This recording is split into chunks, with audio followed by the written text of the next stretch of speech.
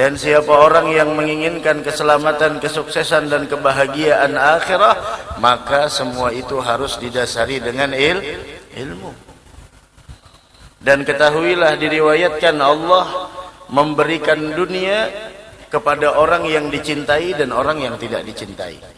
Jadi jangan sampai kita mengukur, tolak ukur orang itu mulia di sisi Allah dengan dunia yang dia miliki. Tidak. Kekayaan belum tentu di dalamnya terdapat kemuliaan, dan miskin bukan berarti sebuah kehinaan.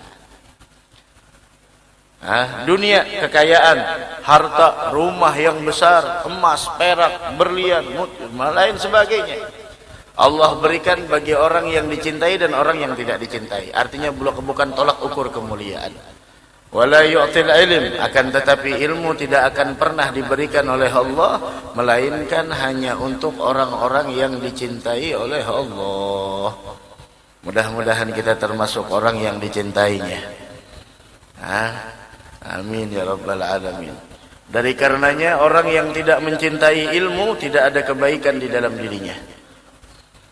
Orang yang tidak mencintai ilmu, orang yang tidak mencintai ilmu agama, ilmu yang mendekatkan diri kepada Allah, ilmu yang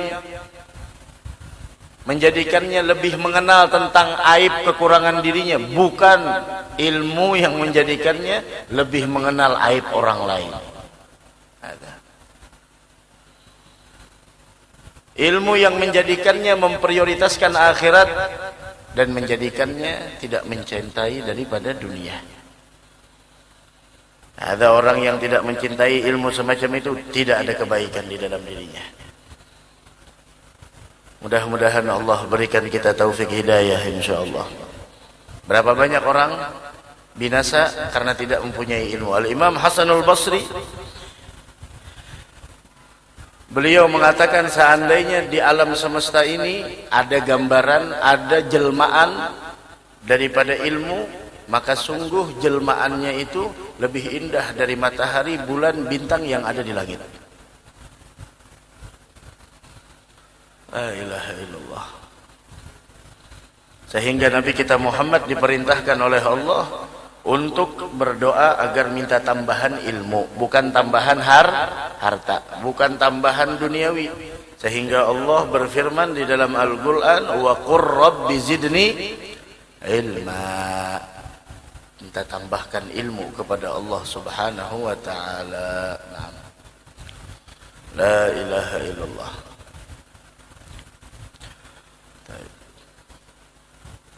Allah Subhanahu wa taala berfirman di dalam Al-Qur'an, innama yakhsyallaha min ibadihil ulama.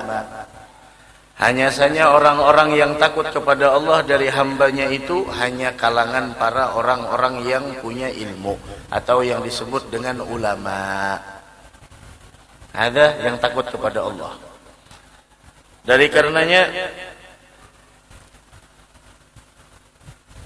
hiasan terindah di dalam diri seorang ulama bukanlah sorban yang ada di atas kepalanya. Hiasan terindah dari seorang ulama bukanlah selendang yang ada di bahunya, bukan gamis yang menutupi batang tubuhnya, bukan cincin yang melingkar di jari jemarinya, bukan tasbih yang ada di tangannya, akan tetapi perhiasan terindah, hiasan terindah bagi seorang ulama adalah rasa takut kepada Allah. Sorban bisa ditiru, cincin bisa diserupai, selendang bisa dibeli bagaimana sama dengan tuan guru fulan, Habib fulan, baju bisa dibeli, akan tetapi ketakwaan tidak akan pernah muncul cahayanya di dalam hati seseorang melainkan didasari dengan ilmu pengetahuan agama. Mudah-mudahan kita diberikan rasa takut kepada Allah. Karena sesungguhnya rasa takut kepada Allah, apabila cahayanya terpancar di dalam hati seseorang, maka mulutnya tidak akan pernah mengatakan perkataan yang jahat. Mulutnya tidak akan pernah keluar kata-kata yang jelek. Mulutnya tidak akan pernah mengatakan perkataan yang tidak diridhai Allah. matanya tidak akan pernah memandang hina orang lain, telinganya tidak akan pernah mendengarkan perkataan yang diharamkan oleh Allah, tangannya tidak akan pernah menzalimi orang lain, kakinya tidak akan pernah melangkahkan ke tempat yang tidak disukai Allah, perutnya tidak akan pernah dia masukkan hal yang syubhat apalagi yang haram. Dan dia tidak meletakkan apa yang harusnya dia letakkan melainkan kepada yang halal. Ada cahaya taqwa. Dari karenanya ketika Nabi Muhammad ditanya, inna nura idza dakhala al-qalb inna nura idza dakhala al-qalba insyaraha lahu as-sadr wa infasah. Cahaya, kata Nabi Muhammad, kalau sudah menembus batin dan sanubari seseorang, insyaraha lahu as-sadr wa infasah. Hatinya akan menjadi lapang dan hatinya pun akan menjadi tenang. Sahabat bertanya, hal dzalika min alamat ya Rasulullah? Adakah itu alamatnya? Alamat ciri orang yang mendapatkan cahaya di dalam hatinya, menjadi luas dadanya, menjadi lapang dadanya, menjadi luas dan lapang dadanya. Apakah ada alamatnya? Naam, kata Nabi Muhammad, ada alamatnya. Apa alamatnya? Alamatnya yang pertama adalah yaitu bahwasanya orang tersebut tidak akan pernah tertipu dengan keindahan dunia. Tidak akan pernah tertipu dengan keindahan dunia. Ada alamatnya. Alamat yang pertama, tidak akan pernah tertipu daripada berbagai macam dunia. Karena sesungguhnya dunia ini semuanya adalah fitnah. Wa dzid dunya daniyah, hawadithha kasirah, wa aishatha hagirah, wa muddatha qasirah. Sesungguhnya kehidupan dunia ini adalah kehidupan yang sangat hina. Dan ketahuilah wadzid dunya daniyah, hawadithha katsirah. Berbagai macam malapetaka yang terjadi di dunia. Wa aishatha hagirah, kehidupannya sangat hina. Dan wa muddatha qasirah, dan waktu kita tinggal di dunia ini sangat singkat. Sehingga Rasul mengatakan ma baina sittina wa sab'in, antara 60 dan 70 tahun. Mudah-mudahan kita diwafatkan dalam keadaan husnul khatimah. Ada yang pertama, at-tajafi an daril ghurur. Orang tersebut sudah menghindar dari dunia. Yang dia ambil yang halal, yang dia ambil seperlunya, tidak berlebihan. Alhaakumut takatsur hatta zurtumul maqabir. At-tajafi an daril ghurur. Cahaya taqwa, cahaya rasa takut kepada Allah menjadikan hatinya sudah tidak mencintai dunia. Mungkin dunia dia miliki tapi tidak dia cintai. Kemudian yang berikutnya adalah alamatnya wal inabah ila daril khulud. Ciri bahwa hati orang tersebut diberikan cahaya, maka ketika dia tidak lagi memprioritaskan dunia, maka yang masuk di dalam hatinya adalah akhirat. Yang dia pikirkan akhirat. Bagaimana agar nantinya besok di negeri akhirat selamat. Bagaimana hari perjumpaan dengan Allah. Bagaimana mempersiapkan dari sekarang. Kalau orang ada acara pertemuan dengan pemuka dan pembesar-pembesar tokoh-tokoh negara, 1 bulan, 2 bulan lebih dahulu sudah dipersiapkan. Bagaimana kalau kita berjumpa dengan Allah? Apa yang kita persiapkan? Ya Rabb, mudah-mudahan kita selamat dunia wal akhirah. Orang yang memperbaiki hubungannya dengan Allah, Allah perbaiki urusan dunianya. Tapi orang yang merusak hubungannya dengan Allah, maka Allah akan rusak urusan dunianya. Nah, bagaimana cara kita memperbaiki hubungan kita dengan Allah? Kerjakan perintah, tinggalkan larangan. Apa yang diperintahkan Allah, kerjakan. Kenapa? Karena itu hubungan kita dengan Allah. Apa yang dilarang, tinggalkan. Kenapa? Karena itu hubungan kita. Jaga hubungan baik kita dengan Allah. Ada yang kedua, yang ketiga wal isti'dad lil mauti qabla nuzulih. Tanda orang tersebut hatinya telah diberikan dan dituangkan daripada cahaya taqwa, cahaya rasa takut kepada Allah, maka sungguh hati orang tersebut senantiasa mempersiapkan diri untuk kematian sebelum datang kematian menjemputnya.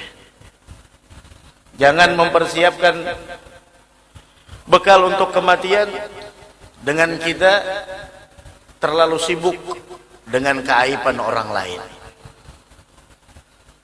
Jangan kita mempersiapkan bekal untuk kematian dengan adu domba, dengan sombong, dengan iri dengki, dengan khianah, dengan kebencian kepada sesama muslim.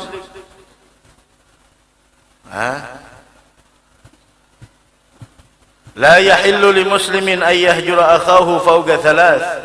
Tidak boleh sesama muslim untuk tidak bertegur sapa kepada sesamanya lebih dari 3 hari. Orang yang tidak bertegur sapa antara 2 orang bersaudara lebih dari 3 hari, amal ibadah apapun tidak diterima Allah.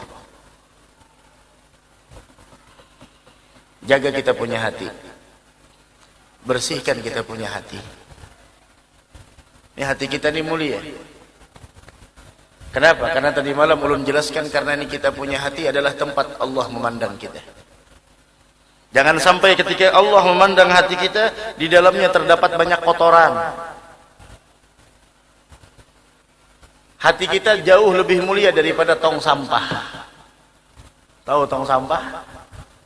Tong sampah kalau udah mau penuh, kita buang. Hati kita jangan sampai yang kita pendam adalah ucapan dari orang yang menyakiti hati kita, keluarkan. Dan yang lain, hati-hati dalam berucap. Jangan pernah engkau mengucapkan suatu ucapan yang menyakiti perasaan orang lain. Barangkali engkau lupa atas ucapanmu, tapi orang yang tersakiti atas ucapanmu tidak akan pernah melupakan atas ucapan tersebut. Keluarkan. Bersihkan dari dendam, bersihkan dari adu domba, bersihkan daripada kebencian kepada sesama muslim. Bagaimana caranya? Munajat kepada Allah. Bagaimana caranya? Zikir. Bagaimana caranya? Al-Quran. Bagaimana caranya? Salawat. Bagaimana caranya? Hadir majelis ilmu. Khalas.